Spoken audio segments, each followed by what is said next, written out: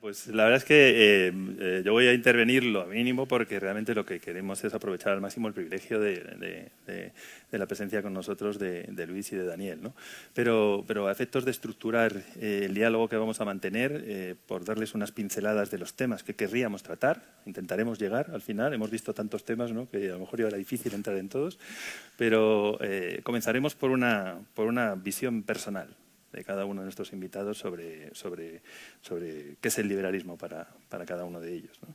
Entrando ya, después de ello, directamente en un análisis de cuáles son esas reformas estructurales que están pendientes y que desde la perspectiva liberal deberíamos priorizar.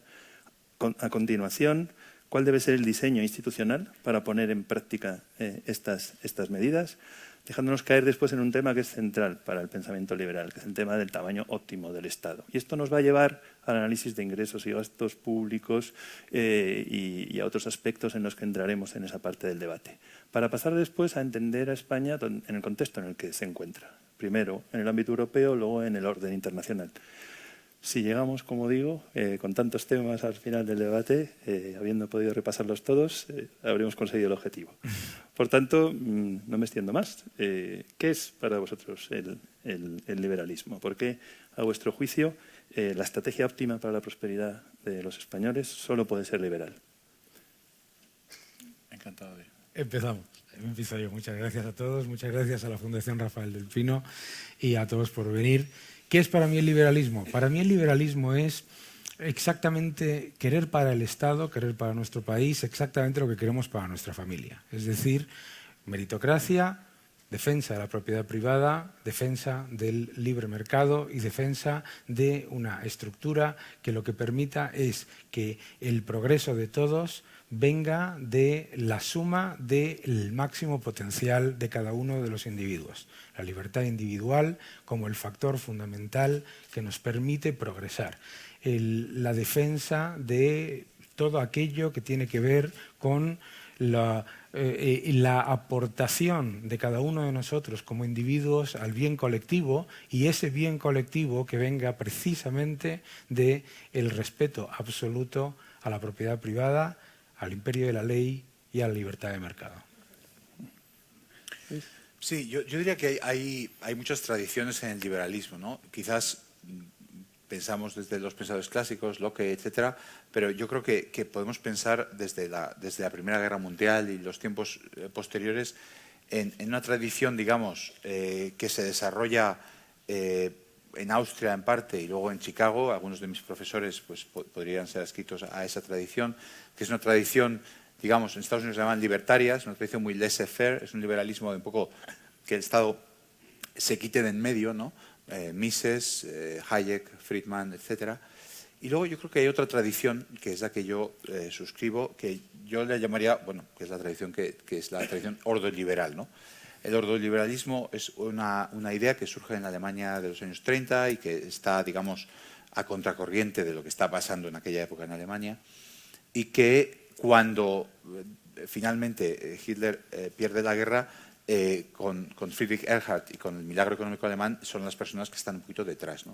Y esta tradición que habla, en Alemania se ha hablado de la economía social de mercado, etcétera, es una tradición que ve la libertad de mercado y la libertad individual, como ha dicho Daniel, como los elementos clave, y que no duda de eso. De hecho, Erhard tuvo que liberalizar los precios en Alemania y los mercados tras la guerra contra el criterio de los americanos, o sea que es una tradición en ese sentido claramente en esa línea, pero Ordo, que es de orden, ¿no?, de Ordnung, es la idea de que el mercado requiere unas instituciones muy fuertes y un Estado capaz de resolver algunos problemas que el mercado no es capaz de resolver por sí solo.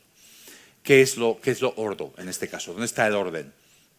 El orden está, en primer lugar, en un muy fuerte y muy independiente institución para vigilar la competencia, para evitar que los monopolios adquieran posiciones dominantes en la economía, el Bundesamt, la Oficina contra los Carteles en Alemania, que es muy potente. un banco central independiente que asegure la estabilidad de la moneda. Los alemanes venían de esa hiperinflación que había minado la economía alemana. Y un Estado social que es capaz, digamos, o sea, en ese sentido, unos árbitros, ¿no?, que aseguren el terreno de juego, y un Estado social que sea capaz de asegurar a los individuos contra los choques más fuertes que les pueda dar, las incertidumbres que les pueda dar, a los que les pueda enfrentar el mercado, ¿no? Entonces, esta idea yo creo que es la base de la prosperidad alemana. Quizás es la base también, en cierto modo, de la crisis del euro, ¿no? Porque ellos dicen, no, las reglas, ¿no? Nosotros decimos, oye, pero vamos a hacer esto tal. Ellos dicen, no, las reglas, aquí no se puede hacer esto, no se puede hacer esto. Ellos siempre están con esa mentalidad de que hay una serie de reglas, unas instituciones independientes, el Banco Central Europeo, etcétera, que tienen que hacer lo que dicen las reglas. Y es cierto que a veces puede ser, lo podemos percibir como un poquito extremo, ¿no? Pero por otro lado sí que da esa certidumbre, da la posibilidad de competencia, de un mercado dinámico, y da también una seguridad a los ciudadanos a la hora de enfrentarse al futuro. Yo creo que nos hacías una última pregunta, que era ¿por qué esas ideas para España? Yo creo que España es un país para que esas ideas realmente son particularmente útiles. Tenemos un capitalismo que ha tenido históricamente una relación en la que ha sido demasiado estrecha la relación entre los reguladores y las grandes empresas, y en la que en muchas ocasiones estos reguladores no han sido capaces de mantener su independencia. Y realmente nos hemos beneficiado mucho de tener un Banco Central independiente, el Banco Central Europeo. Éramos un país que de repente tiraba del dinero para ir a la inflación. Nos beneficiamos de las reglas fiscales. Fijaros, incluso con reglas fiscales como las que tenemos, lo que ha pasado estos últimos viernes famosos, en los que el gobierno se ha lanzado al monte a gastarse dinero, que hasta hace 5 minutos todos pensábamos que una regla clave en democracia es que sin un presupuesto general de Estado no se puede gastar, y ahora hemos descubierto que a base de decretos se puede olvidar. ¿Para qué hacer presupuestos? La verdad, yo creo que esa será la lección que algunos habrán extraído. Entonces, esas reglas fiscales, esas reglas monetarias, esa oficina independiente de la competencia que no tenemos, todo eso es la estructura que necesita un país como el nuestro para que realmente nuestros emprendedores y nuestras empresas puedan competir. Porque lo que vemos al final es que los españoles somos, yo creo que es evidente, ¿no? Si cualquiera que ha viajado por otros países lo sabe, somos muy emprendedores, y individualmente la gente trabaja mucho, y un sistema potente de incentivos como es el liberalismo va a llevar a generar mucha prosperidad. Pero a lo mejor no somos tan respetuosos con ciertas reglas, y a lo mejor no somos tan con las cosas comunes, etcétera, y ese marco creo que sería el que nos podría llevar a ese siguiente nivel de prosperidad. Has tocado ya algunos temas que tenían que ver ya con la segunda parte, ¿no? Inevitablemente, ¿no? O sea, el tema de reformas estructurales y también el tema de arquitectura institucional, que es tan fundamental para lograr que realmente esas reformas se materialicen en una mayor productividad y una mayor competitividad. ¿Podríais detallar vuestras propuestas, siguiendo el título del diálogo, ¿no? Propuestas liberales para la economía española, ¿no? En clave de reforma estructural y de... ¿Por qué propuestas liberales para España? Porque el liberalismo es la solución más social que existe para los problemas tan complejos que tiene cualquier economía. Si nosotros lo pensamos desde un punto de vista de el ordenamiento de la economía y de cómo se desarrolla nuestro patrón de crecimiento, tenemos que evitar el mayor peligro que es el socialismo. En ese sentido, mi pensamiento está muchísimo más cercano, por ejemplo, a Friedrich von Hayek o a Ludwig von Mises, porque la tentación a la hora de tomar una posición no ya de facilitar o de regular, sino de intervenir, es enorme. Es enorme, y además la hemos vivido tanto en la Unión Europea como en otros factores. Y funciona además desde un punto de vista que desde mi opinión es detractor del potencial de crecimiento. Genera esa obsesión por el mínimo común denominador, que lo que lleva es a que no saquemos lo mejor de cada país.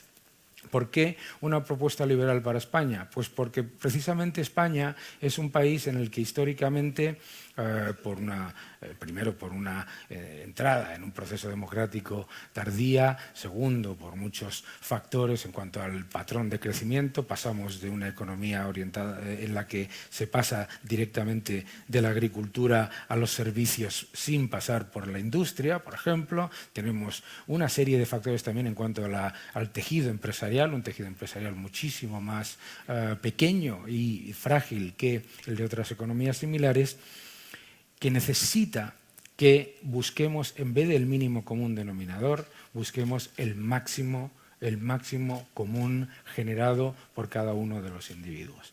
Y por lo tanto, en muchas ocasiones, cuando uno analiza la economía española y busca las oportunidades que nos encontramos, dices, ese potencial que ve cualquier persona que vive en el extranjero, que viene a este país y que siempre parece como que le ponemos una especie de tapa. Hasta aquí hemos llegado, ¿eh? El potencial de crecimiento de España es el 2%, el 2,5%. ¿Por qué? ¿No? Las empresas españolas no pueden ser más grandes. ¿Por qué? Nos hemos acostumbrado a pensar que todos estos factores son endémicos, estructurales, nos dicen. Tenemos un paro estructural. ¿Qué concepto es ese del paro estructural? Una tontería. El paro estructural simplemente se calcula porque no sabes discernir por qué un porcentaje de la población está constantemente condenada a no trabajar. Bien, ¿qué es lo que necesitamos, por lo tanto? Medidas liberales. ¿Qué medidas liberales? 3 factores esenciales desde mi punto de vista. El primero es fiscal. España no puede tener la fiscalidad siendo una economía más cíclica, con empresas más pequeñas, con una arquitectura tanto de capital humano, universitario, como de tejido empresarial tan específica. No puede tener la fiscalidad de Bélgica. Y esta idea constante que escuchamos en los medios de comunicación de que nuestros impuestos son más bajos que los de Bélgica o que la media de la Unión Europea, como si la media de la Unión Europea fuese una especie de mantra a seguir, ¿por qué tenemos que tener la media de nada, ¿no? Y sobre todo la media de nada cuando esa media está subida de manera desproporcionada por Bélgica y por Francia, ¿de acuerdo? Primero la fiscalidad, una fiscalidad orientada al verdadero tejido empresarial español, empresas muy pequeñas, empresas muy cíclicas, también empresas, microempresas y los autónomos, fundamentalmente. Segundo, tenemos un problema de confundir regulación con normativismo. Y tenemos que mejorar en ese factor esencial que es para qué está la regulación. La regulación está para facilitar, no para lo que decía Thomas Sowell, que la burocracia es un animal que se da luz a sí mismo y exige baja por paternidad. No, lo que tenemos que hacer es tener una administración facilitadora. Cambiar el chip de pensar que lo que tenemos que tener es una mayor cantidad de legislaciones y de regulaciones que lo que nos hagan es poner muchos más escollos para simplemente tener una regulación sencilla, comprensible, que facilite y que además lleve a cabo ese trabajo que es el de mejorar la situación para todos, desde un punto de vista en el que los objetivos sean compartidos por las administraciones públicas y los agentes económicos de la economía real, es decir, la economía privada. Bien. Tercero, unidad de mercado. Estamos en una Unión Europea en la que, curiosamente, estamos avanzando muy rápidamente en algunos factores, unidad monetaria, tenemos yo creo que bastante buena regulación en cuanto a distintos mercados y sin embargo tenemos una decisión casi, digamos que proteccionista en algunos casos se podría decir en cuanto a los grandes sectores, los mal llamados sectores estratégicos. ¿De acuerdo? Entonces resulta que en la Unión Europea no hay prácticamente fusiones intrasectoriales y mucho menos intrapaíses en energía, en financiero, en telecomunicaciones.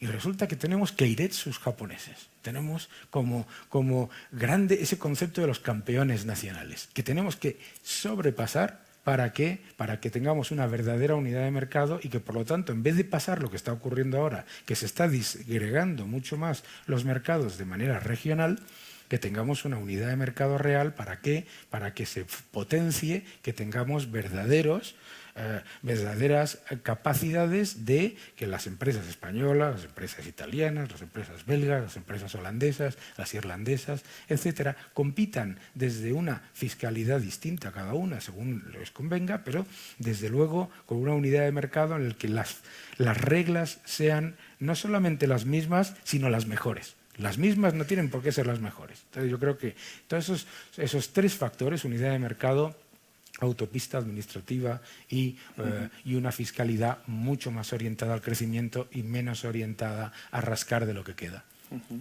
Luis. Comparto la idea de las reglas y de quitarse del medio para empezar, ¿no? Os cuento un par de anécdotas de esta campaña que son curiosas y que uno aprende mucho cuando está en los sitios, ¿no? Hoy he estado en Segovia. He tenido una visita a una empresa nueva, se llama Drylock, que hace pañales, tiene 3 líneas, una gran inversión. Me han contado, y todo el resto de la gente que estaba en la sala me lo ha confirmado, que en Segovia no hay suelo. Que en Segovia no hay suelo. O sea, tú quieres invertir en Segovia, quieres poner una fábrica y no hay suelo. Está al 100% de ocupación en los polígonos, luego lo he mirado para ver si era verdad. No hay suelo por ninguna parte. Tú estás en Segovia, miras alrededor y está Castilla. Es decir, es que no es que haya suelo, es que está vacío, pero no, es que no dan permiso, los ayuntamientos no te dejan construir, no sé qué, pero oiga, pero ¿cómo? O sea, si es que Segovia está perdiendo no sé cuántos mil habitantes cada año, si es que toda Castilla está vacía, ¿cómo puede usted decir que aquí no se puede construir? Si acaban de poner una estación del AVE y la pobre estación del AVE está ahí solita porque no se puede hacer nada por ninguna parte alrededor, imagínense lo que sería aquello simplemente con que dejaran, con que se quitaran de en medio. Ahora, oye, aquí está la estación, vamos a hacer cosas. Segunda anécdota. Debatiendo con la ministra de Industria hace poco en Valladolid. Estamos hablando de Industria 4.0, bueno, de toda la revolución tecnológica que hay. Y ella estaba completamente hablando de cómo el Ministerio de Industria pues, es el que tiene que dar guía, cómo vamos a hacer estos planes, cómo tal. Yo estoy pensando, vamos a ver, no sabe nadie en el mundo por dónde va a ir la Internet de las cosas. O sea, no sabemos cómo, con qué modem, con qué tecnología, con qué tal. No sabemos por dónde va a ir la inteligencia artificial. La empresa que lo descubra, la empresa que lo haga, va a ser millonaria. Quiero decir, billonaria, lo que sea. Va a ser... Y vamos a estar unas personas encantadoras, estupendas, en el Ministerio de Industria, allí decidiendo dónde va a invertir España. No sé, hoy hablaba, el presidente de gobierno creo que ha hablado, lo he visto un titular, 200.000 millones. 200.000 millones. 200.000 millones en el plan escondido. En plan verdes, pero es que 200.000 millones, es que 250.000 millones, fíjense, es que nos parece una locura, pero 250.000 millones es lo que se gastó Miguel Sebastián en sus aventuras eléctricas, que son 10.000 millones más o menos entre subvenciones, tarifa y tal, por 25 años. Que claro, es que son cantidades que, bueno, con eso es 25 veces el presupuesto de investigación y desarrollo de todo el país, de todas las industrias, juntas, más todas las universidades, más todo. Claro, es un señor que se le ocurre que ahora vamos a poner fotovoltaica, los primeros del mundo, cuando es carísima, cuando no sé qué. Bueno, y vamos a decir 400 megavatios, pero resulta que como todo el mundo le apetece, pues instalan 4.000 y como no hemos puesto un límite, pues tenemos un plan enorme para empezar a subsidiar aquí a diestro y siniestro. ¿Qué pasa? Que las personas que han diseñado ese plan no se dedican a eso, no se juegan su dinero y esa no es la forma de avanzar. Y les pongo ejemplos obvios.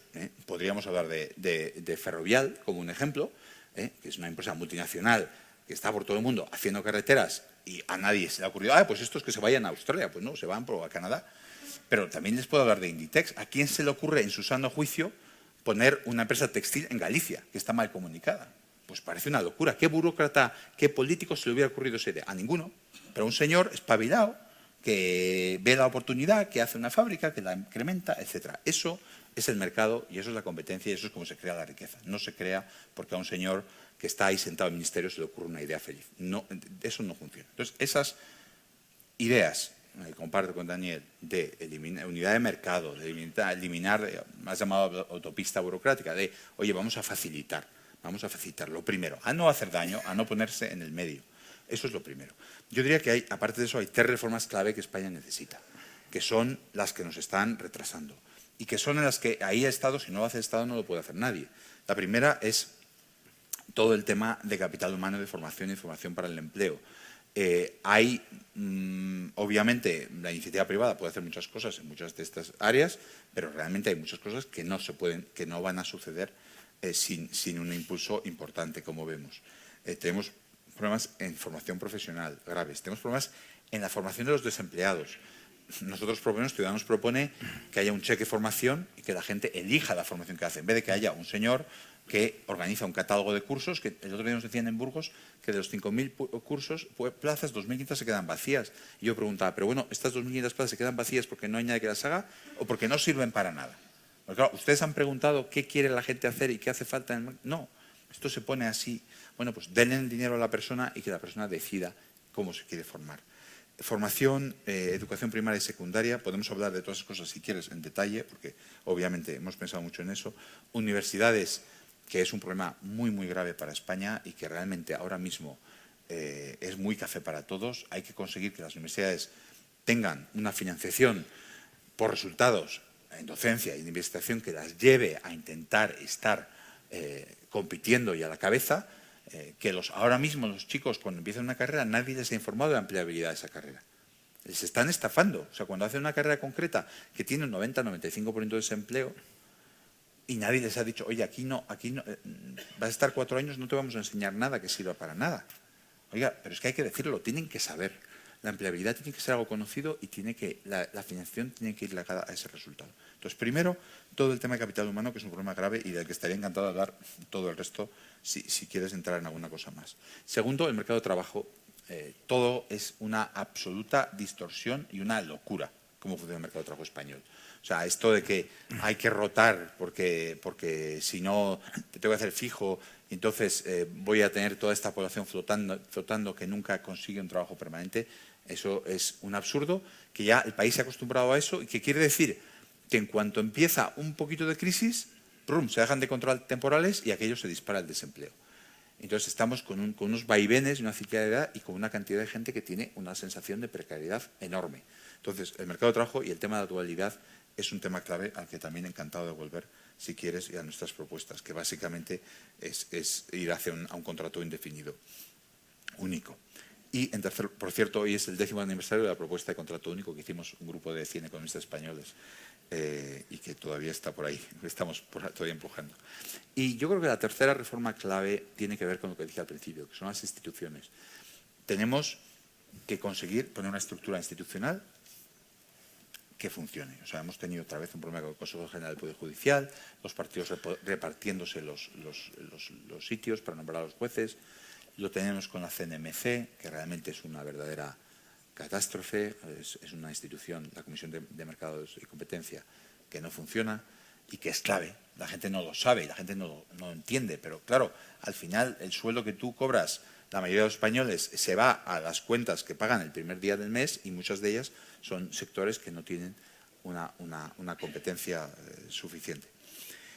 Y a la vez, hacer que las empresas públicas, nosotros en Andalucía ya lo estamos haciendo, todas las empresas públicas están sacando sus puestos directivos a concurso, pero la realidad es que en España empresas públicas, todo el sector público, Televisión Española, el CIS, todo eso se nombra a amiguetes y a gente que te va a hacer favores.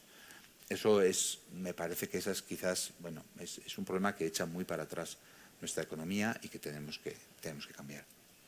Sí, quizás Luis ha tocado además más profundamente toda la temática que tiene que ver con la formación de los recursos humanos, atracción del talento. No sé si quieres hacer algún comentario también sobre esto, sí. Pero quizás también has mencionado algo fundamental, que es el tema de la arquitectura institucional.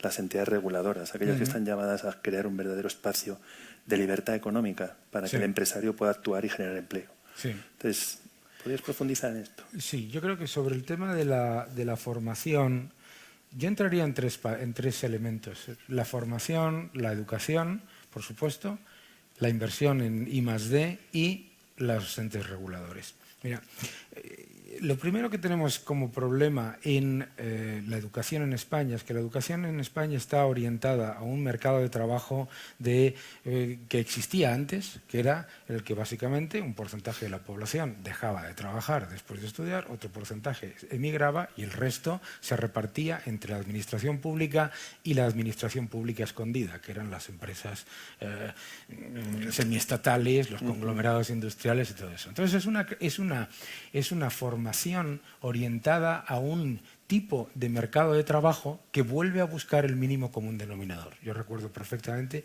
yo estudié económicas empresariales y me pasé 3 años escuchando que montar una empresa es malo.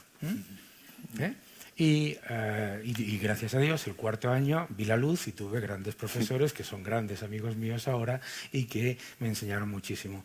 Pero tenemos un problema en general en el que no existe la colaboración entre empresa y universidad.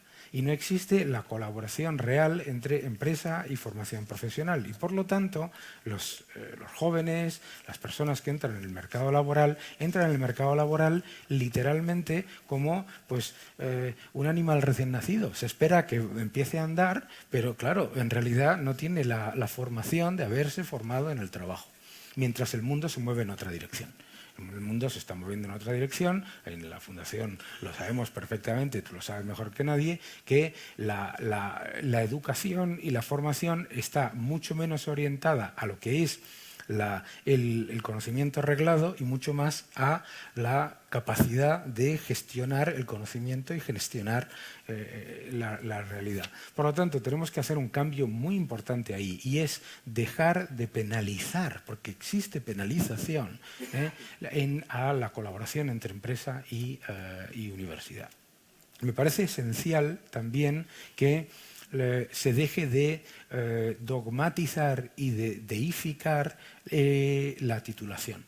Desde un punto de vista, que la gente en muchas ocasiones piensa que la obtención de un título debe ser garantía de un puesto de trabajo fijo y además de un salario X. No es cierto. No es cierto, te ayuda, te aporta, etcétera, pero es parte de tu conocimiento. Entonces yo creo que tenemos que dinamizar la educación. Inversión en I+D. Para mí, una obsesión en este país. En este país siempre hablamos de gasto en I+D. Siempre hablamos de gasto en I+D como si gastar supusiese algo. En la época en la que nosotros gastábamos mucho en I+D, nuestro porcentaje de patentes con respecto al gasto en I+D era el más bajo de los países de nuestro entorno. Ojo, de los países de la Unión Europea, que además son de los más bajos en creación de patentes con el gasto en I+D de la OCDE. Es decir, no es que nos estuviésemos comparando con los líderes, con Israel, con Estados Unidos. No, lo estábamos comparando incluso con países que tampoco lo están haciendo bien en la Unión Europea. Pero es que traslación de gasto en I+D a patentes muy pobre, pero de patentes a empresas, es absolutamente atroz, es un erial. Y ahí hay que trabajar mucho más, porque no podemos hablar de gasto en I+D y del mundo del conocimiento y del cambio y de la tecnología, etcétera, etcétera, de una forma religiosa. Es como, en cierta manera, cuando hablas con la ministra de Industria o con otros ministros. No hace falta que sea ella misma, sino que muchos hablan, no, nosotros vamos a defender la industria 4.0. ¿Y cómo? Bueno, pero la vamos a defender. ¿Pero qué? ¿Y qué es para ti la industria 4.0? No, cuanto más ladrillo mejor. De ahí el polígono 4.0. De ahí, exacto. De ahí que en el plan de transición ecológica lo que haya en realidad es un plan E escondido en el que se ha elegido la fórmula más ladrillera y la más cara de todas para descarbonizar la economía. Fantástico. En cualquier caso. Lo importante, por lo tanto, I+D y una orientación de la educación mucho más a la realidad del mundo. Que los jóvenes no se vean frustrados por una idea de 1960-1970 que ni siquiera nosotros, yo salí de la carrera en el año 91, teníamos esas expectativas, ¿no? La tercera parte es la de la arquitectura de los reguladores. Yo he tenido la suerte de trabajar en Estados Unidos, de trabajar en el Reino Unido, donde hemos tenido siempre reguladores independientes y reguladores auténticamente independientes. ¿Y cómo es un regulador auténticamente independiente? Un regulador auténticamente independiente es cuando el ministro de turno se pone nervioso cuando viene un señor que gana 10 veces menos que ese ministro y que es del regulador. Pero yo le tengo mucho miedo a la idea de independizar a los reguladores en un sentido de darles todavía más libertad para que sean mucho más normativistas. ¿Por qué? Porque también hay que pensar en cómo queremos que sean los reguladores. Queremos que sean, como tú decías, para defender que fortalezcan la libertad económica, que fortalezcan la independencia, la competencia y que generen mayores facilidades. Si lo que tú les das es libertad para que se conviertan en máquinas de hacer multas sin ton ni son y a hacer papeles y papeles y papeles, pues volvemos a lo que decía Thomas Sowell, ¿no? Entonces yo creo que ahí tiene que haber un proceso de transición. Y creo que tiene que haber un proceso de transición porque es un problema que no es solamente español, es un problema europeo. La glorificación del normativismo. Los que trabajamos en el sector financiero sabemos que ya nos vamos camino de MiFID 28 y que es como una competición a ver quién hace más papeles. La Unión Europea no puede ser una máquina de hacer papeles. Entonces yo creo que lo que tenemos que hacer es pensar, sí, regulación, reguladores independientes ¿con qué objetivo? ¿No? Y yo recuerdo que hablando con el presidente de la CNMV hablábamos precisamente de eso, de decir, oye, ¿cuál es el objetivo? Nuestro objetivo es facilitar. Y si nuestro objetivo es facilitar, nuestro objetivo en muchos casos no es hacer más papeles o hacer más normativas, sino hacer unas normativas más sencillas y sobre todo, a veces, es también entender el resto del mundo. Yo creo que yo voy a ser... Hablabas antes de lo de la... Yo creo que uno de los grandes problemas... En España se suele hablar del concepto del capitalismo de amiguetes. Y yo creo que uno de los grandes problemas de España es el capitalismo de enemiguetes. Y me vais a entender perfectamente. Que es cuando el gobierno de turno utiliza el balance de las empresas privadas para hacer sus elefantes blancos y luego no les paga. Y cuando no les paga, las empresas, cuando se quejan, entonces dicen que es que no hay competencia. ¿Entendéis? Entonces, la utilización del balance de las empresas privadas para los elefantes blancos y para luego tenerlas con el agua un poquito así, que les deja un poquito de la nariz para que respiren, pero no les deja la boca para que no se ahoguen, ¿no? Entonces, yo creo que tenemos un problema ahí grande. No lo tenemos que ver, por ejemplo, en los sectores mal llamados estratégicos. Todos generan rentabilidad sobre el capital empleado por debajo de su coste de capital. Entonces ya tenemos un problema claro de una utilización del balance de las empresas privadas para intereses cuestionables. Y luego, desde luego, ese no es un problema solo español. Es un problema gravísimo en Europa. Cuando uno toma los que nos dedicamos a invertir en bolsa y ves la composición del Eurostock 600, te entra terror. Porque es una colección de dinosaurios solamente comparable a una película de Steven Spielberg. Y no podemos afrontar la revolución 4.0 y todo eso con una política en la que país por país, etcétera, etcétera, se utilice a ese mal llamado concepto de las empresas campeones nacionales como balance escondido, seguridades sociales encubiertas de los estados, para que encima luego tampoco tengas capacidad de cambiar el patrón de crecimiento porque, por otro lado, estás poniendo escollos fiscales y burocráticos al crecimiento de las empresas de alta productividad. La verdad es que habéis tocado un montón de temas en los que nos podríamos extender largo y tendido. Sí, ¿no? yo creo que deberíamos el problema no avanzar son un las poco. preguntas, sino las respuestas. Exacto. No, pero la verdad es que prácticamente ya hemos entrado en el análisis de la dimensión óptima del Estado, ¿no? Y también en esa lógica de la mejor regulación, más que más o menos regulación, mejor regulación, ¿no? Y en fondo, en esa lógica de la dimensión del Estado, pues también tenemos un poco lo que es la dimensión en términos de ingresos y gastos públicos, ¿no? Hay toda una serie de propuestas sobre la mesa sobre cuál sería la parrilla óptima de tasas e impuestos que permitiría que realmente todas esas palancas que estáis mencionando de la innovación, de la creación empresarial, de la atracción de talento, pudieran de verdad convertir a España en ese espacio que deseamos, ¿no? Y que la situar en ese nivel de liderazgo, ¿no? Si os parece que podemos entrar quizás con este tema, aunque si queréis algún tema de los que se han quedado con el tintero.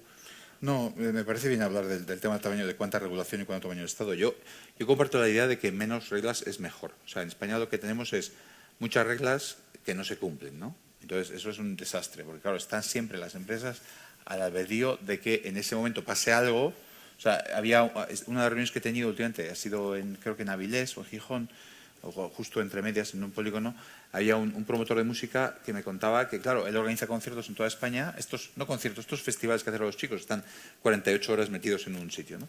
Me decía, mira, las reglas, primero, unidad de mercado, son totalmente diferentes en cada comunidad y en cada sitio. Pero segundo, son innumerablemente enormes. O sea, es que pueden entrar los chicos jóvenes, no pueden entrar, en qué situación, cómo. Pueden entrar tantos... Bueno, me decía, son muchísimas. Y dice, es imposible saberlo. Y lo que tú sabes es que el día que algo te salga mal, va a haber alguna regla que no has cumplido y te vas a meter en un lío monumental.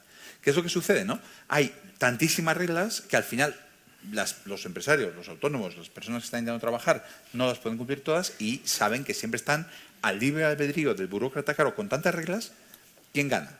Gana el funcionario que en ese momento puede decidir si se cumple o no se cumple, porque como es imposible cumplirlas todas. Entonces, yo no creo que el tener reguladores más independientes quiera decir más reglas. Seguramente quiere decir muchas menos. De hecho, tiene que querer decir muchas menos. Tiene que querer decir que esta proliferación que tenemos, bueno, veis las páginas del BOE más los bonos autonómicos, son millones y millones de páginas las que hemos generado en los últimos años. Y claro, es que es imposible. Tenemos que conseguir simplificar todo eso muchísimo, pero luego tenemos que conseguir que se cumplan. Y esto entra no solo para reglas, sino también para el tamaño del gasto y del ingreso del Estado. Que tenemos un sistema impositivo con unos impuestos en tipos que no son más altos que los de ningún otros sitios, pero que tiene tantísimos agujeros y tantísimas trampas y tantísimos huecos que al final pues, es muy distorsionador y para los tipos que hay recauda menos de lo que los tipos le darían a entender. Entonces, ¿hace falta que recaude más? No. Yo no creo que... O sea, ¿hace falta subir los tipos? No. Yo no creo que haga falta subir los tipos y, de hecho, algunos es necesario bajarlos y nosotros en el programa económico llevamos una bajada del IRPF para las familias numerosas, que son las definidas como más de 2 hijos, a gente que vive en zonas rurales, etcétera. Tenemos varias bajadas que son, pues, van dirigidas a resolver algún problema estructural del que no hemos hablado, como la fertilidad, quizás el problema más grave de España que nos hemos dejado en el tintero. Pero bueno, el tema demográfico. Eso se puede hacer a la vez que se cierran agujeros y a la vez que se hace la fiscalidad más eficiente. A mí, el tema en el que veo la fiscalidad más problemática, y que es un tema que hemos hablado en la presentación del libro cuando estuve aquí, y que es parte a lo mejor de lo que ha ocasionado que la Fundación El Pino nos haya invitado, es el tema de la fiscalidad de todo el segmento del comercio electrónico, ¿no? Claro, aquí la posición liberal, el laissez-faire es, oye, pues que no paguen impuestos y que lo hagan lo que quieran hacer. Estoy hablando de Amazon y de Google, etcétera. Sabéis el tipo de situaciones en las que están, en la que, por ejemplo, en Irlanda se pagan impuestos de acuerdo con dónde están tus ejecutivos, dónde está tu base efectiva, que está en Estados Unidos, pero en Estados Unidos se pagan impuestos de sociedades dependiendo de dónde está tu residencia fiscal, que es Irlanda, con lo cual estas empresas en muchos casos no pagan ningún impuesto por todas las ventas que hacen en Europa que se hacen desde Irlanda. Este para mí es un caso muy concreto pero muy importante de un problema que tenemos en el que sí hay que ser, si me permitís, en este ambiente liberal, más agresivo, sin ninguna duda, a la hora de asegurar el cumplimiento de las obligaciones fiscales. Porque, sinceramente, nos vamos a quedar sin estado de bienestar. Si realmente, al final, la fiscalidad corporativa es una cosa voluntaria y es una cosa en la que una empresa puede decidir buenamente si tributa o no tributa, dependiendo de dónde se coloque y de cuánto, pues ya sabéis, o sea, el cambio, simplemente por ser muy claro con lo que está pasando. La diferencia es que la tributación corporativa tiene que ver con tu residencia en general, donde estás generando valor añadido. Cuando el valor añadido era una fábrica de coches, que todo el mundo sabe que la fábrica está ahí, pues la tributación está ahí. cuando valor añadido son unos y ceros, un algoritmo, ¿dónde está el algoritmo? En la nube, pues el algoritmo estará donde yo diga que esté, que es donde a mí me interese, ¿no?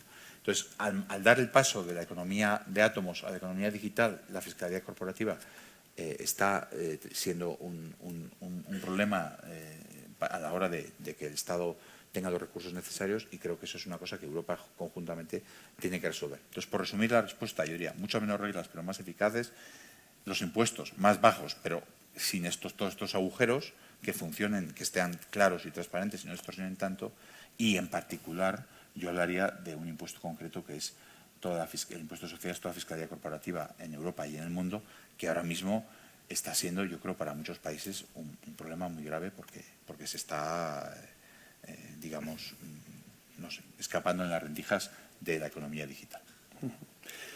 ¿Un comentario sobre...? Sí, mira, llegamos al momento de las discrepancias, que es muy bueno. En Europa tenemos un problema a la hora de plantear la fiscalidad, que es, esto es lo que yo quiero recaudar y por lo tanto de aquí lo tengo que sacar. Y en vez de pensar en una fiscalidad orientada a mejorar, a aumentar las bases imponibles, a tener mayor capacidad de recaudar y a tener mayores y mejores empresas y sobre todo mayores y mejores empresas de alta productividad. Entonces, me preocupa enormemente la demonización de las empresas tecnológicas por nacionalidad y por sector. Y me preocupa enormemente, ¿por qué? Porque esto es algo que se puede decidir, se puede hablar, se puede comentar, se puede negociar a nivel OCDE, a nivel Unión Europea, junto con las empresas involucradas, pero no podemos hacer discriminaciones por xenofóbicas y sobre todo un proteccionismo encubierto. ¿Por qué es un proteccionismo encubierto? Mirad, en España, en Europa, si uno toma el Eurostock 600, solamente hay un 4% de empresas tecnológicas y cualquiera de nosotros podemos pasarnos un buen rato debatiendo si siquiera debían estar en el sector tecnológico, mientras que en el S&P 500 son más del 26%. Entonces, nosotros no podemos decir que porque no nos hemos presentado como Unión Europea a la batalla y a la revolución tecnológica, que el problema son las empresas que han tenido éxito. Porque en vez de crear ganadores, lo que estamos haciendo es ponerle los escollos a los que podían ser nuestros ganadores en Europa. Y no estamos planteando ese debate, que es el más importante para mí. ¿Por qué estoy en contra de esta forma de verlo? La razón es fundamental. Europa ha salido de la crisis gracias al comercio exterior y gracias a la exportación. Y gracias a que país por país, España, un país en el que a mí me llamaron idiota por decir que podíamos exportar tanto como Alemania, y ahora estamos exportando un 33% del Producto Interior Bruto, estamos exportando mucho más. Pensad por un momento, si nosotros a los grandes gigantes económicos del mundo les ponemos impuestos unilaterales por nacionalidad y por sector, ¿qué hacen ellos con nuestras empresas?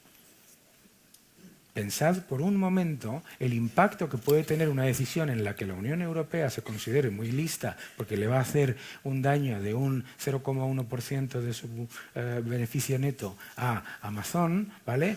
Y que nos hagan exactamente lo mismo nuestras empresas exportadoras, nuestras empresas que están invirtiendo en el extranjero, etcétera, etcétera, etcétera. Porque nuestras empresas están pagando impuestos por donde generan el valor añadido igual. Estas empresas magníficas que están creciendo en el exterior. Me da mucho miedo que introduzcamos este tipo de medidas proteccionistas.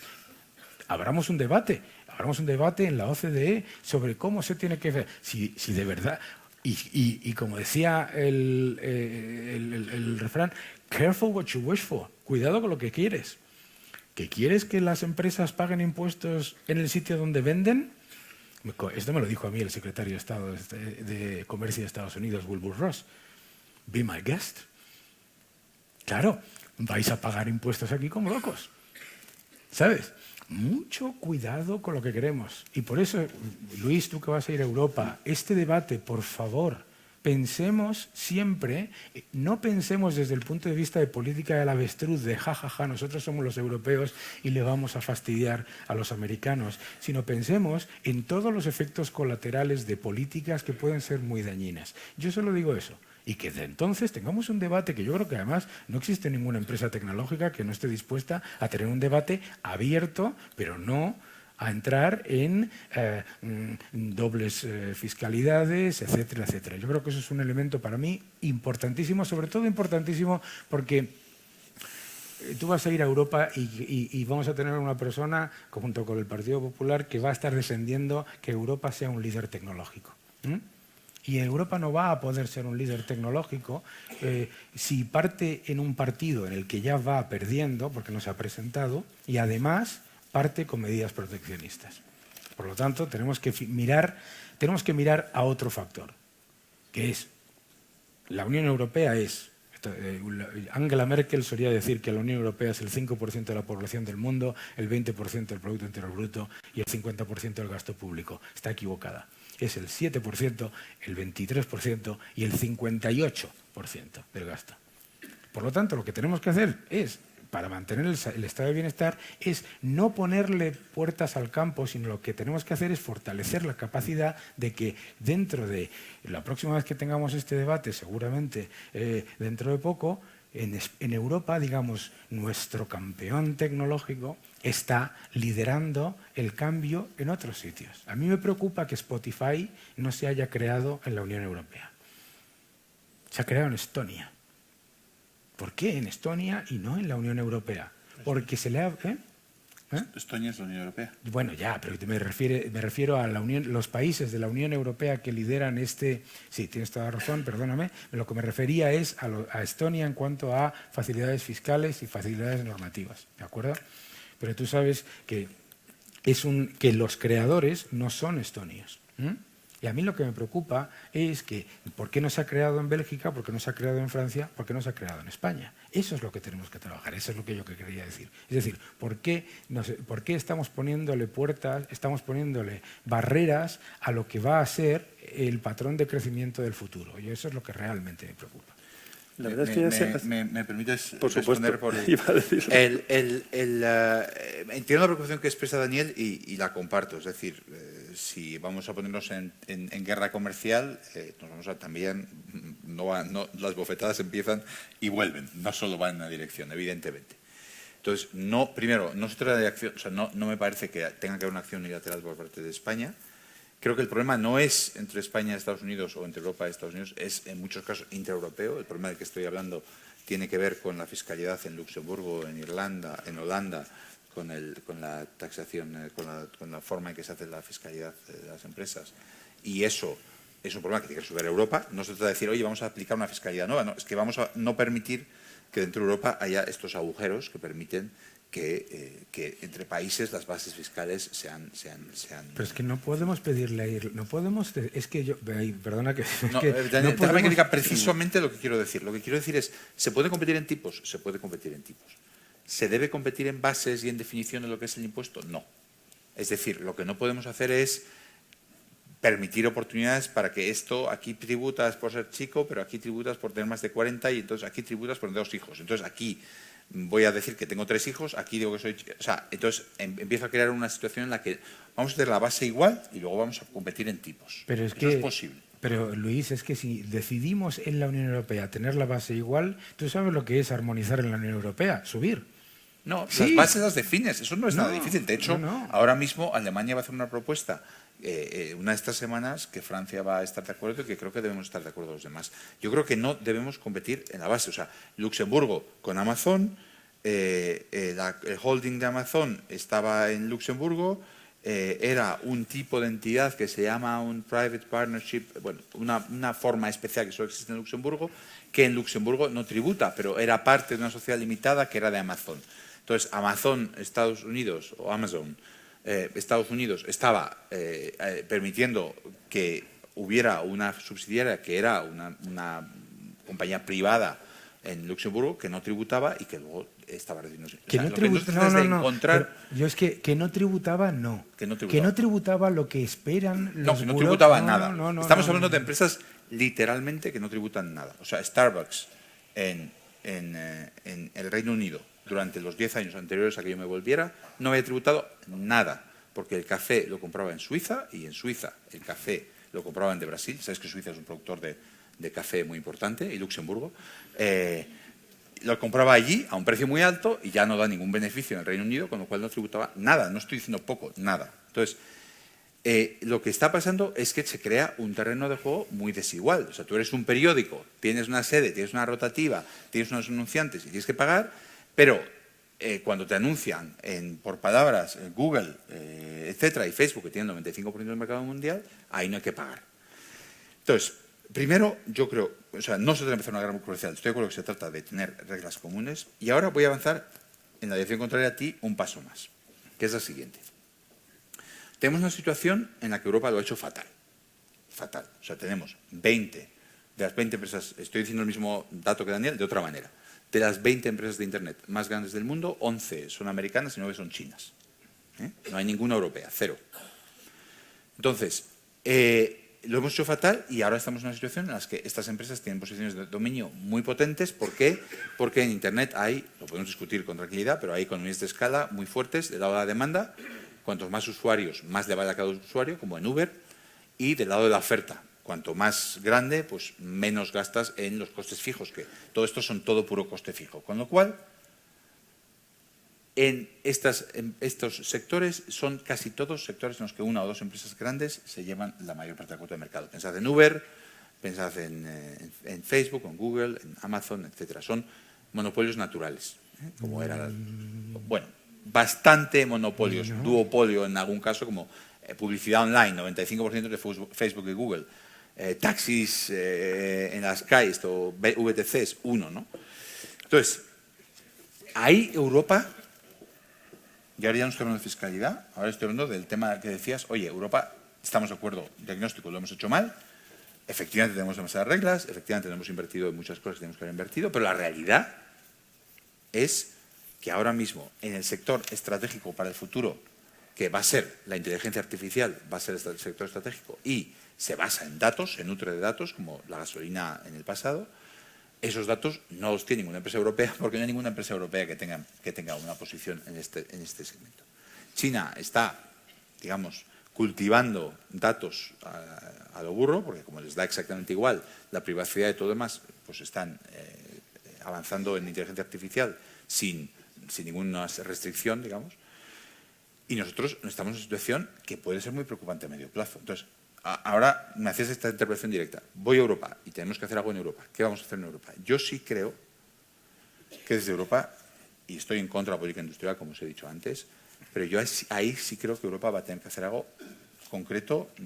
No sé si Airbus es un buen modelo o algo parecido, pero yo creo que Europa sí, me temo, que en este segmento concreto, excepcionalmente, y no comparto la crítica de Macron y Merkel a Vestager y a la política de competencia y todo eso, pero en este sector concreto me parece que vamos a tener que hacer algo más, porque si no, yo no veo cómo vamos a coger ese tren, porque son segmentos con una economía de escala muy alta en las que ya hay empresas con una posición muy, muy, muy potente.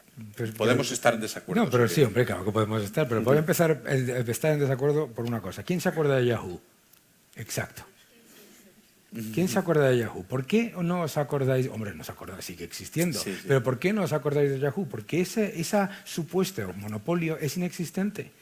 ¿Quién de vosotros tiene un ordenador o un laptop o de Apple o de Microsoft o de Windows? Todos. No me va a levantar la mano nadie ahora, resulta. Bueno, no pasa nada. Son muy tímidos. Son tímidos. ¿Por qué no utilizáis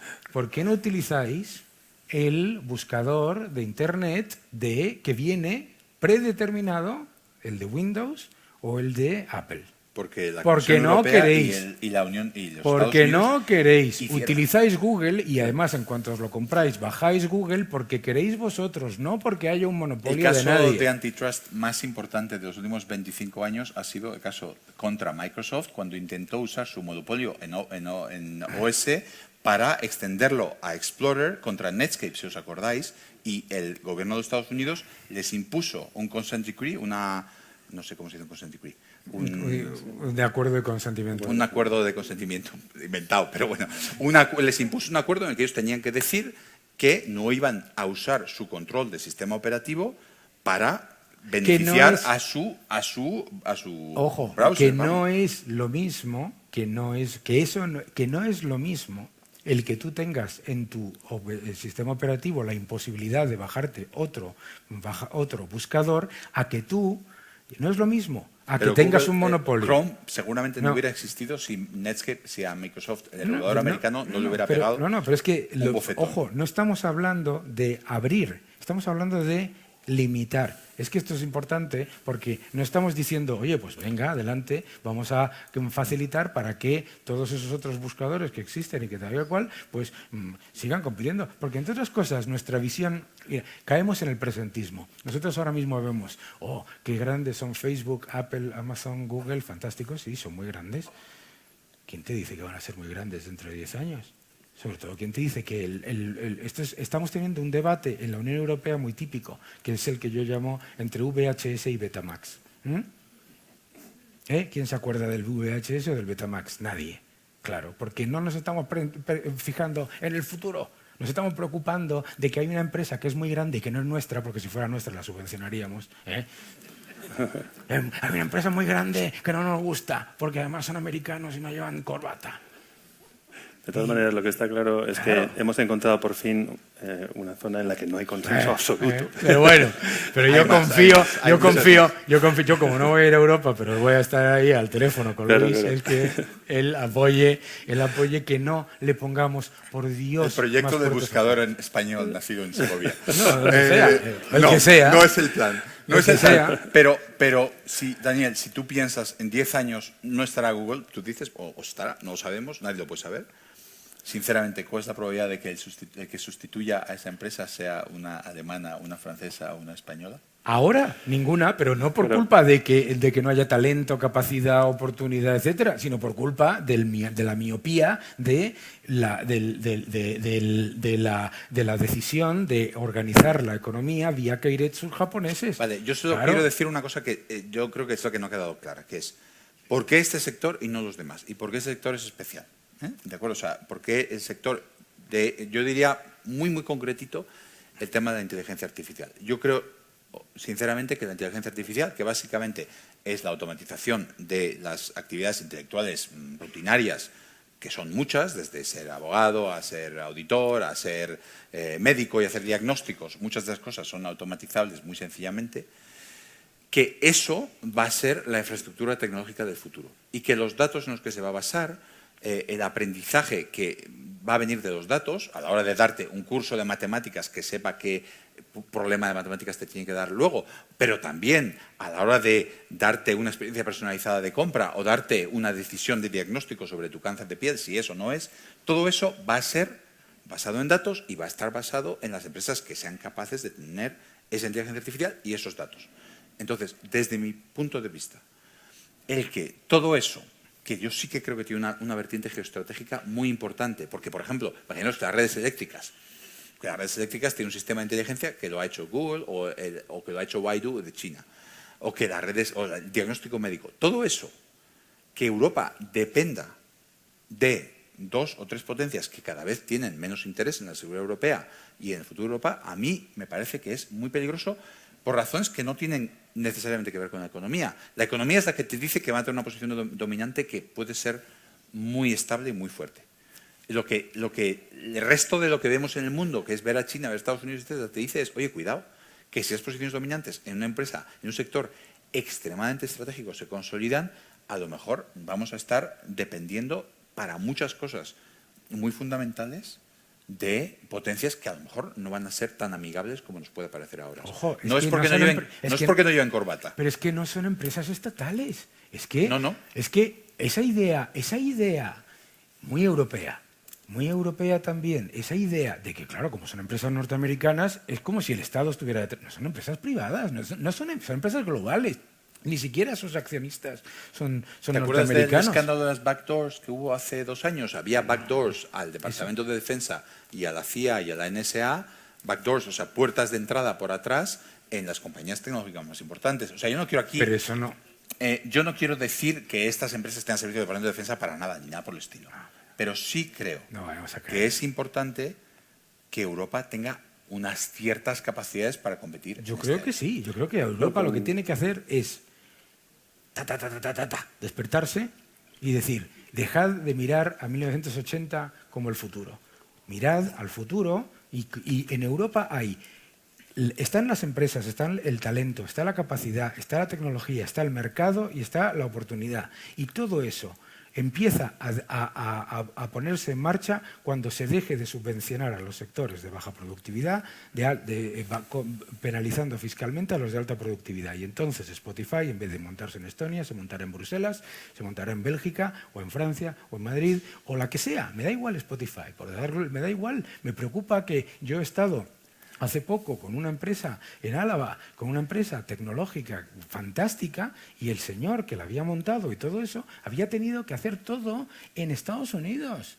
Pero no lo había hecho en Estados Unidos porque le encantaría hacerlo en Álava. Bueno, objeto a la consideración Ahí repetida de ataca. Estonia, donde el primer ministro es de mi partido liberal, como un país no europeo. Lo están haciendo muy bien y son muy liberales, europeos. Maravilloso, a por ello. Más Yo creo Estonia, menos Bélgica. Perfecto. Todo solucionado. Como vemos, hemos aterrizado definitivamente en Europa y quizás es el momento, por no extendernos demasiado, hemos quedado que terminábamos en el entorno de las 8:30 el debate, no podemos sí. extender 5 minutos, pero yo creo que ha quedado claro que hay cierta divergencia en cuanto a las posiciones, pero es una divergencia suave, ¿no? Sí. O sea, digamos que... pero lo cierto es que sí que hemos entrado en el espacio europeo y no se puede entender España sin entender que está enmarcada en ese contexto, ¿no? Habéis tocado temas ya que son muy relevantes, los temas de campeones, los temas de políticas europeas que tienen que impulsar ese espacio del conocimiento a nivel europeo y esto tiene que terminar impregnando también a nuestra economía, ¿no? Pero volvamos a la macro, ¿no? Hemos dejado ahí ese riesgo que trasciende cuando uno pasea por los pasillos europeos de la posible japonización de Europa, ¿no? Tenemos un espacio, saliendo de la micro, vamos a la macro, tenemos un espacio de bajo crecimiento, escasa inflación, tipos de interés cero, ¿no? Sí. ¿Realmente pensáis que estamos ante un riesgo real de japonización de la eurozona? ¿En qué medida nos afecta? ¿Y cuál es el proyecto de España en ese contexto? Sí, yo estoy preocupado, la verdad. Me parece que el tema demográfico, al final, cuando uno pone un gráfico de la evolución de los precios inmobiliarios frente a los ratios de dependencia, es que clava prácticamente las crisis del 91 en Japón, el momento de la crisis de Estados Unidos, etcétera, prácticamente con días. Cuando hay más gente cada vez en el mercado, los precios tienden a subir, y cuando hay menos gente tienden a bajar. Quiero decir, es una cosa muy básica de oferta y demanda que está en el mercado inmobiliario, pero que está detrás de mucho de lo que está pasando en muchos de estos países, que es una subida de la productividad, unos aumentos de la productividad muy, muy bajos, unos tipos de interés reales bajísimos. ¿Por qué el tipo de interés real tan bajo?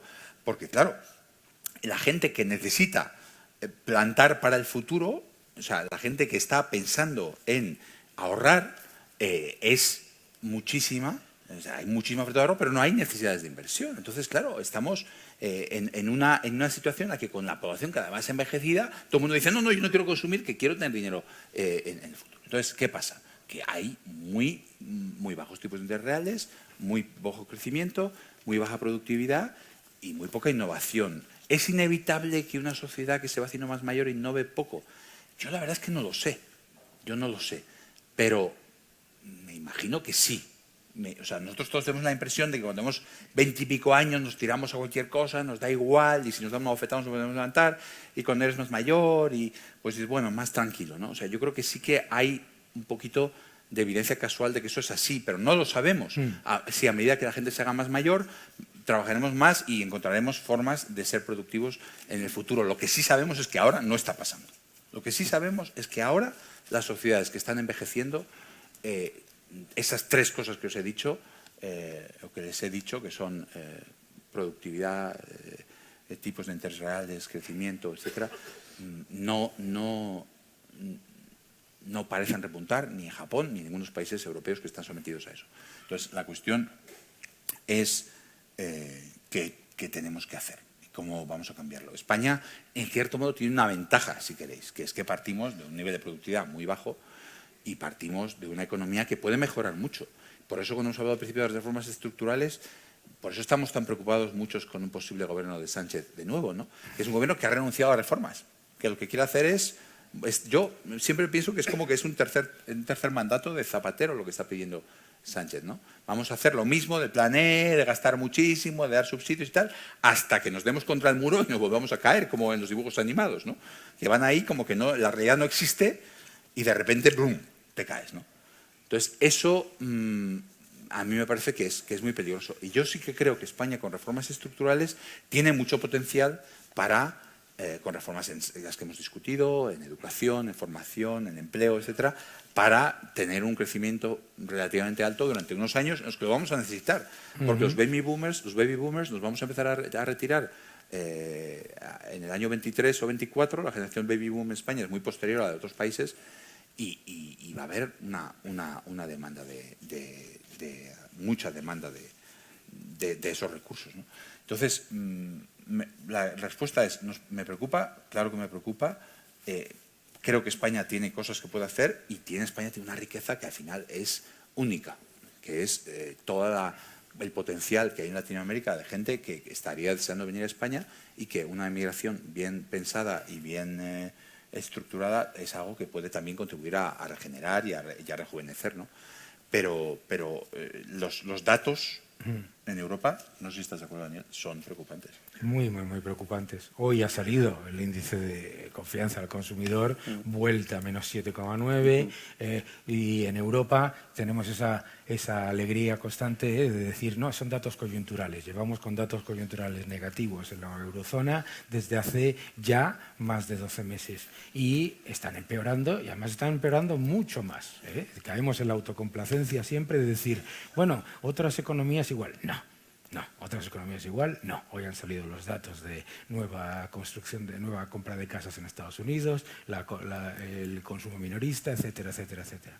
No es verdad que la situación sea ni medianamente parecida. Y desafortunadamente tampoco estamos en una japonización. Y voy a decir por qué desafortunadamente, porque no tenemos dos cosas que tienen los japoneses, que es una disciplina absolutamente férrea y dos, un enorme ahorro en moneda extranjera que hace una entrada enorme de dólares en la economía que les permite mantener una situación de burbuja completa, absoluta, sin enormes cambios radicales, ¿no? Monetarios, desde luego, por lo menos. Entonces, ¿cuál es el problema fundamental? Verás, el problema fundamental de la eurozona es que en las grandes economías de la eurozona se han abandonado completamente las reformas estructurales para fiarlo todo de nuevo a la política monetaria. Esto ya lo hemos vivido, ¿eh? Yo he tenido la suerte de trabajar con Trichet y siempre lo decía, ¿no? O sea, en el momento en el que en la Unión Europea se bajan los tipos de interés y se aumenta la liquidez y se empiezan a comprar bonos, los gobiernos dejan de hacer reformas estructurales y piensan que todo se va a solucionar con mayor liquidez. Pero no tenemos ni espacio monetario ni espacio fiscal. La Unión Europea tiene ahora mismo 1,8 billones, trillones norteamericanos, de euros de liquidez excesiva en el sistema, tiene unos tipos de interés negativos, tiene 17 países con la curva invertida con respecto a Estados Unidos y tiene además un problema muy importante, y tiene el problema de productividad, el problema de sobrecapacidad, del que no queremos hablar. Tenemos un problema, ¿por qué? Porque cuando los gobiernos se arrogan todos. Tú has dicho muy bien antes una cosa. Los gobiernos no tienen más ni mejor información sobre qué es lo que necesita la economía, dónde se tiene que invertir y cómo. Pero cuando se arrogan la potestad de hacerlo, lo que hacen constantemente, como se hizo en Japón y como se está haciendo ahora en China, es generar economías menos dinámicas y perpetuar la sobrecapacidad. Los tipos de interés bajos perpetúan la sobrecapacidad, se refinancia, se mantiene ese exceso de capacidad, la productividad no crece porque se va el capital a los sectores de baja productividad mientras se penaliza fiscalmente a los de alta productividad y el gasto corriente consume todos los déficits y por lo tanto las economías no están invirtiendo, sino que lo que están es detrayendo del futuro.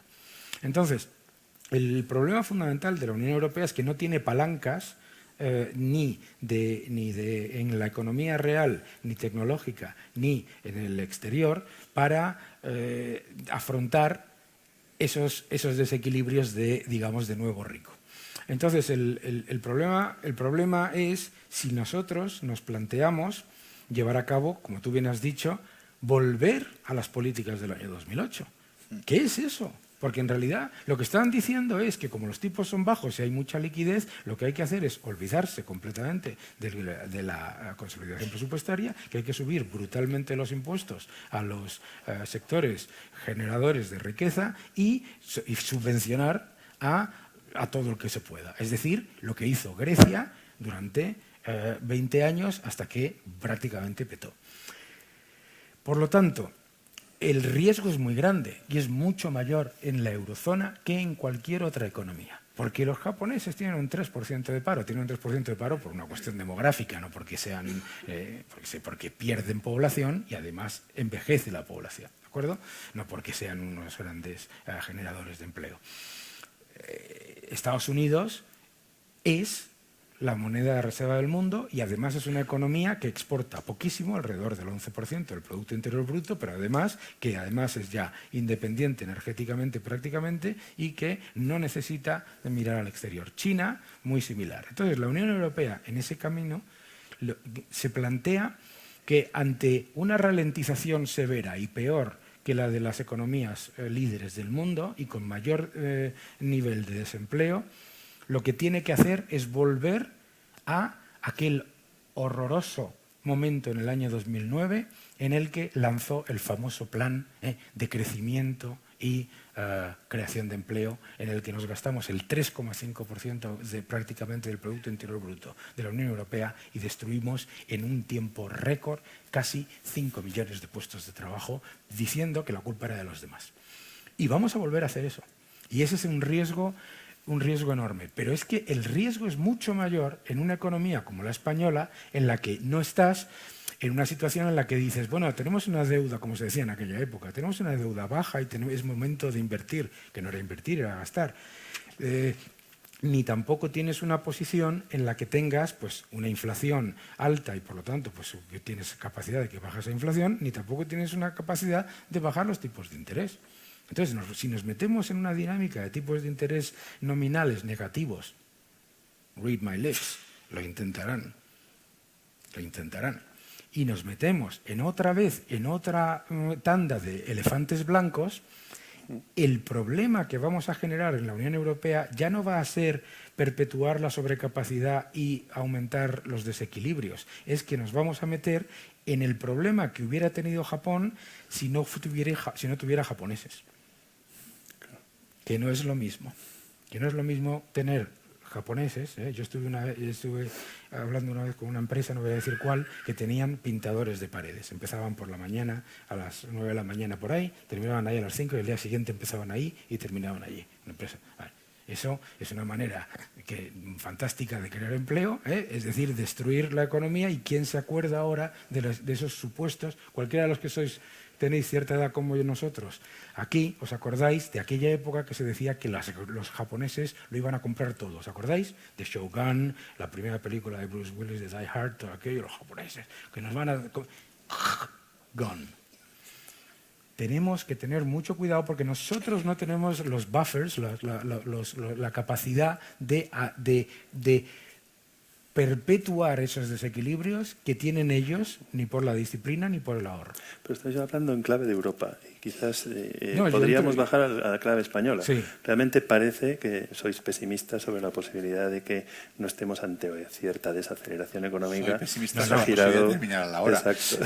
No, soy muy pesimista. Por eso pasaba a esa pregunta final que yo soy quería. Optimista. Yo os quiero terminar con una nota optimista, con dos notas optimistas.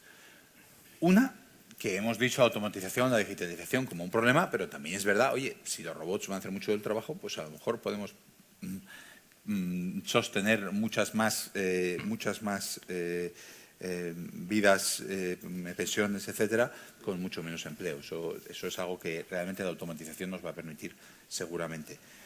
Y segundo, yo creo que tanto España como Europa han demostrado, yo creo que España en eso es un país que tiene algo especial, ¿no? Yo me acuerdo de Jesús Fernando Villaverde diciendo aquí hace muchos años, y es algo que se me quedó, porque él además lo decía siempre, que España la regas un poquito y crece, que es muy agradecida a la economía. Entonces una reformita en España y de repente aquello se pone a crecer. No es como Italia, que aquello parece que no hay forma de sacarlo adelante, ¿no?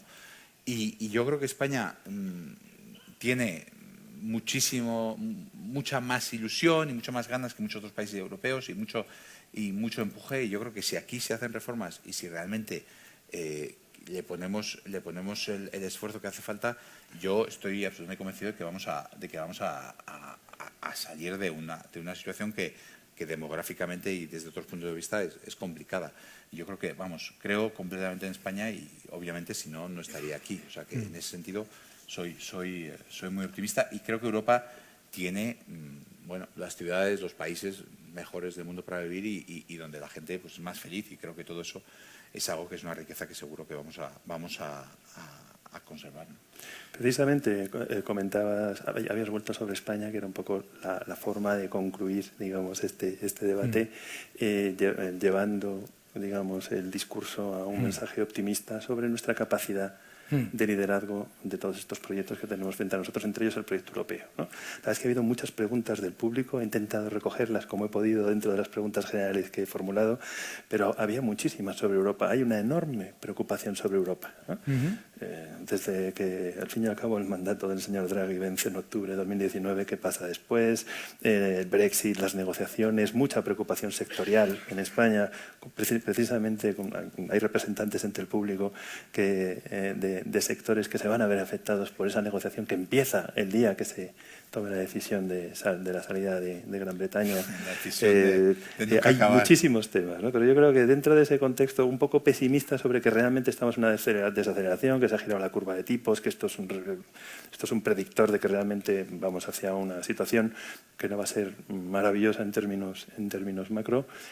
¿Cómo puede España, y con esto si queréis una intervención cada uno y cerramos ahí, cómo puede España tornar en positivo esa Europa un poco patas arriba que tenemos delante, de Brexits, de inestabilidades políticas, de bisegrados, de tal, si lo tuviera que decir en 2 palabras, diría vota Ciudadanos. pero lo puedo decir en más. España tiene una oportunidad en Europa muy interesante y la realidad es que Italia se ha puesto sola fuera de juego.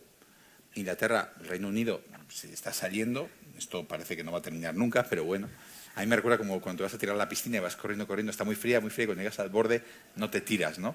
Ya yo creo que ya no te vas a meter, ¿no? Estos tenían su fecha de salida y ya se la han saltado y ya no está muy claro que haya alguna fecha que sea muy creíble, ¿no?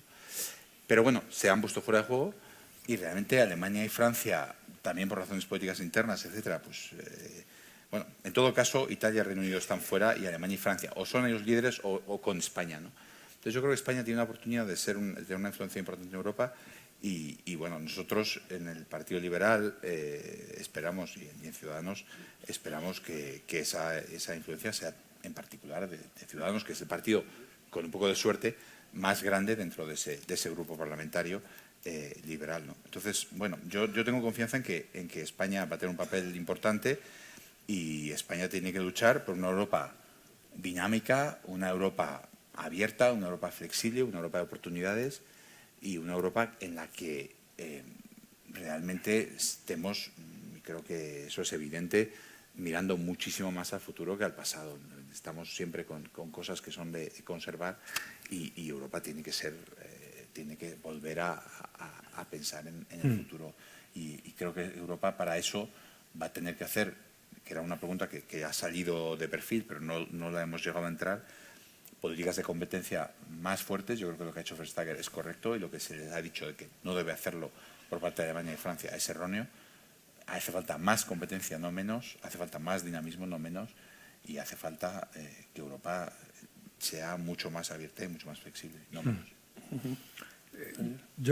Yo también soy muy optimista porque sé que el domingo le vamos a decir adiós al desastre de Pedro Sánchez, le vamos a mandar con el colchón de vuelta a su casa, que es donde debe estar, y entonces podremos afrontar una ralentización como lo que es una ralentización en la que lo que hacemos es poner como pilar fundamental de la economía que España, con todo ese enorme potencial que tiene, sea el sitio donde los 73 billones de dólares que hoy en día se están moviendo en la economía venga la mayor parte posible aquí a España a invertir y a crear empleo y a crear riqueza y a sostener nuestro estado de bienestar y a pagar nuestras pensiones. Por lo tanto, yo soy muy optimista, pero no podemos entrar en la autocomplacencia de decir que la ridiculez más grande que yo he escuchado toda mi vida, que es eso de creceremos más que la media de la Unión Europea cuando tienes a Italia en recesión y a Alemania en estancamiento, que es una idiotez. Por otro lado,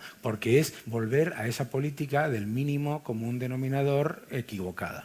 Y lo que tenemos que hacer es, uno, no negar la ralentización. Eso no es decir cosas negativas sobre España, eso es decir los datos de los indicadores adelantados que publica el Ministerio de Economía, los datos del índice de la OCDE, de indicadores adelantados. Hay una ralentización evidente, severa y que debemos afrontar de manera seria. De manera seria, con todas estas medidas de las que hemos hablado, precisamente para destaponar el potencial de crecimiento de la economía. Nosotros ahora mismo tenemos dos opciones de cara al domingo.